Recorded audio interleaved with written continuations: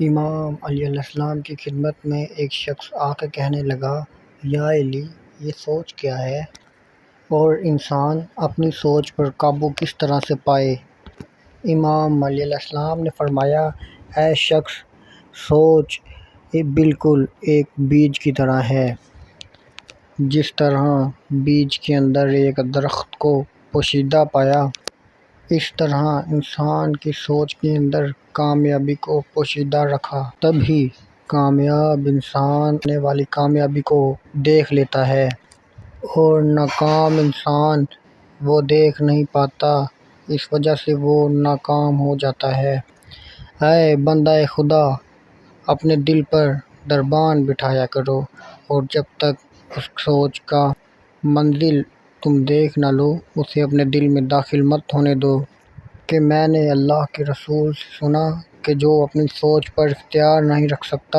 وہ منزل میں کبھی کامیاب بھی نہیں ہو سکتا۔ جس شخص کا اپنی سوچ پر اختیار نہیں، اس کا اپنی منزل پر بھی اختیار نہیں۔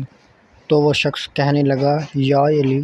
میں اپنی سوچ پر اختیار نہیں رکھ پاتا، اس وجہ سے میں اپنے کاموں کی وجہ سے اپنی منزل کو بھول جاتا ہوں۔ بات جب یہاں تک پہنچی تو امام علیہ السلام نے فرمایا، اے بندہ خدا، اگر تم اپنی سوچ پر قابو پانا چاہتے ہو تو رات کو سونے سے پہلے سورۃ فاتحہ کو 9 مرتبہ پڑھا کرو، اور اللہ سے دعا کیا کرو، اے اللہ، جس سوچ کے پیچھے جو کامیابی چھپی ہے وہ مجھے پہلے سے دکھا دے، اور صبح اٹھنے کے بعد 9 مرتبہ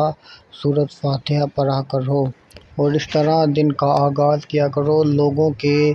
عیب درگزر کیا کرو، اور اپنی خامیوں پر نظر کیا کرو۔ یوں تمہاری سوچ دنیا سے ہٹ کر اپنی منزل پر ہوگی، اور اس طرح تم اپنی سوچ پر اختیار حاصل کر کے اپنی